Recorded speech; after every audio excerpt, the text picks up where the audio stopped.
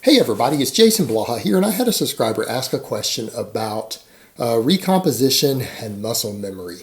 And he's asking, hey, if someone had trained up to the level of an intermediate, and then they quit training, he didn't say how long, year, 2 years, or whatever, doesn't matter. They got a little fatter, they got up in the 20 to 25% body fat range, and they decide to come back to training. Will they find gaining muscle while losing fat to be easier than if they were a noob the first time around? So let me put on my +5 out of weaponsmithing, work on skilling up my crafting a little bit, and let's talk about this. Short answer, yes, absolutely. They will absolutely find it easier to recomposition having old muscle memory. And I'm not saying that we understand how muscle memory works, because we actually don't. Muscle memory is still not fully understood. To my knowledge, there's always been several prevailing theories. The truth is it's probably a combination of different theories going on. Now, that being said, recomposition. Recomposition, for those who don't understand, that means gaining muscle while simultaneously losing fat. Meaning you might stay at the same body weight. Of course, that's the dream recomposition. That very rarely happens. Staying at the same body weight and you lose fat at the same rate you're gaining muscle. You stay about the same body weight. Usually the slowest method, of course. There's also losing weight while gaining muscle, which means you're losing fat pretty quickly at that point. And then there's also gaining weight slowly because you're bulking up and gaining muscle and slowly losing a little bit of body fat. Those are your three types of recomposition. Now, recomposition is entirely possible, yes.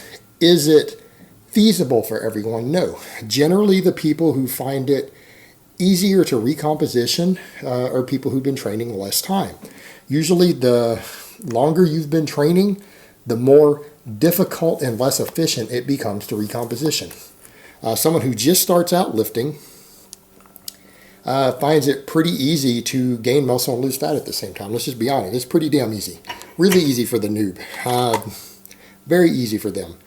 It becomes harder after a year of training. 6 months of training, it becomes harder. A year, it becomes harder. Someone who's been training 5 years, it is very, very, very difficult to recomposition. A lot of that has to do with the fact that it's just harder to gain muscle. That's the main reason. And if it's harder to gain muscle, it's harder to recomposition. I mean, how do you expect to recomposition when you're at a point to where you can't even gain 2 ounces of muscle per month because you're so advanced? I mean, recomposition becomes so mind-bogglingly slow that it's just not a practical feasibility. Whereas, when you're a noob lifter first starting out, gaining muscle happens so rapidly that you don't even require proper nutrition most of the time. You can even train inefficiently and gain muscle rapidly sometimes as a noob with poor nutrition, everything else. As long as you train a little bit hard. That's all it takes. The more advanced you become, the harder it gets. Now, the other factor, recomposition also becomes more difficult the less body fat that you have. Meaning someone who's 40% body fat can gain muscle like they are bulking. They can gain muscle at the same rate the skinny guy who's gaining a pound a week does. He's bulking and just eating everything, gaining a whole pound a week. They'll gain muscle as fast as he will, particularly if they're a noob. And you know what? They can do it while eating almost nothing. Meaning someone who's 40% body fat can go on an almost starvation diet. As long as they're getting sufficient protein, they could almost do like even a protein sparing type modified fast and probably still gain muscle. All right? Something that most people would be scared to even try because they'd be scared of losing muscle. 40% body fat, you can just gain muscle insanely fast while losing weight. You could be losing 2 or 3 pounds a week and gain muscle just like some younger skinny kid who's bulking. The leaner you get, the harder it gets. And that's simply because you have less reserve for your body to tap into. Meaning you use body fat. You use body fat as a recovery reserve, as a fuel reserve. Like I said before, people who have gotten fat have pre-bulked. The fatter you get, the easier it is to gain muscle without overeating. Simply because you've already got a big energy sink that can help you recover from your training, help you with all sorts of metabolic functions just sitting there already. You don't really got to feed your body a lot to do it. It's not that you don't have to eat sufficient to gain muscle. It's not that you don't need a lot of calories to gain muscle. You do. It's that a fat person already ate the calories years ago and it's sitting there waiting already. So they don't have to bulk. They've already pre-bulked. So the fatter you are, the bigger your energy reserve is and the easier it is for your body to tap into it. And obviously the leaner you get, it becomes more of a problem. You get down to 10% body fat, Around 10% body fat for males, recomposition becomes insanely difficult. And that's because you simply don't have any wiggle room. You don't have any energy reserves. It's very hard to tap further into your body fat at 10% body fat. That's one of the areas where a lot of guys will stall because it's kind of your health threshold. Your body doesn't want to let you get leaner than that. You have to force it to. And if you're having to force your body to tap into energy reserves, it definitely doesn't want to use any of its energy reserves to put muscle on you.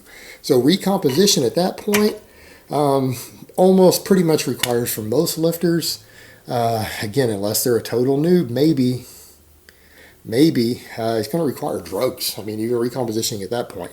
And drugs, of course, are the other big thing. Because those other two things are sliding scales. Drugs can throw that whole equation for a big loop. There are various drugs that affect nutrient partitioning and muscle growth in such ways that recomposition becomes a whole nother level once drugs and various anabolics and everything's come into the mix. And it would make sense. That's what these drugs do. They're substances designed to stack muscle mass on you. They're medically designed to put muscle on you even if you don't even exercise. Medically proven fact. That's what they do. So obviously when you get to that point, that stuff can affect it a lot also. Now, muscle memory. Muscle memory. When you have gone through a state of detraining, it is a lot easier to regain muscle that you lost. We don't fully understand why, but we know that it happens. You gain muscle easier. In fact, I've noticed myself, because I had to detrain at a very serious level.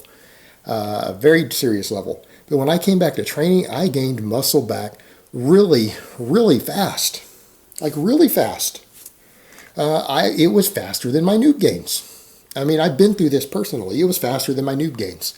So that being said, noobs can recomposition really easy, especially a noob at 25% body fat. Oh yeah, you can recomposition.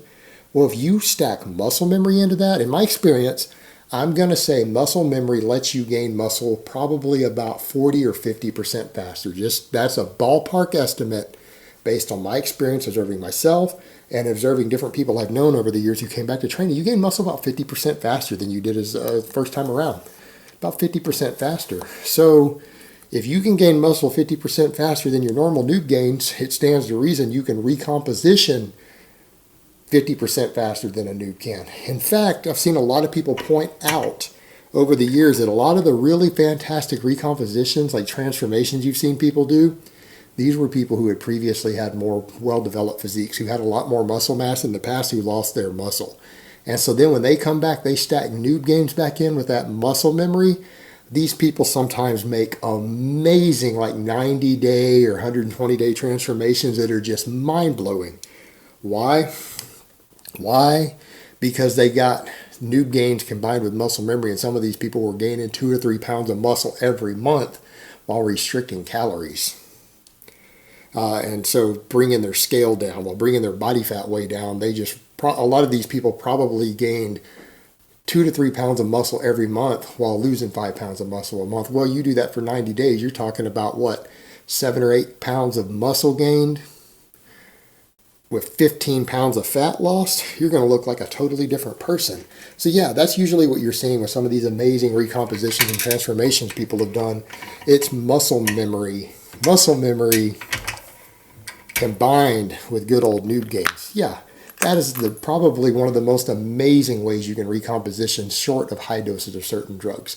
But for someone who's drug-free, if you've been an intermediate or higher, you quit training and you detrained and you combine your muscle memory with noob gains, people are probably going to accuse you of being on steroids, because you're probably going to gain muscle so fast while losing body fat that it's going to look like you use steroids. That's just going to be the impression a lot of people are going to get. You're probably going to be accused of it. So yeah, that's how much potential it has for that. Absolutely amazing potential for recomposition. Muscle memory and recomposition is about as easy as it gets. That's about as easy as it gets. You can make amazing transformations in that particular situation. And I've definitely seen multiple cases of this happen firsthand, where people who had detrained a lot, who used to play football or whatever in high school, quit training for a year or two, they come back and train and they hit the gym hard, and these guys blow the fuck up. almost steroid-like gains, usually while getting leaner at the same time. I've seen it happen quite a few times over the years. It absolutely is a real phenomenon. All right, guys, but that's really all I have to say on that today. I hope it's been informative, and I will talk to you guys next time.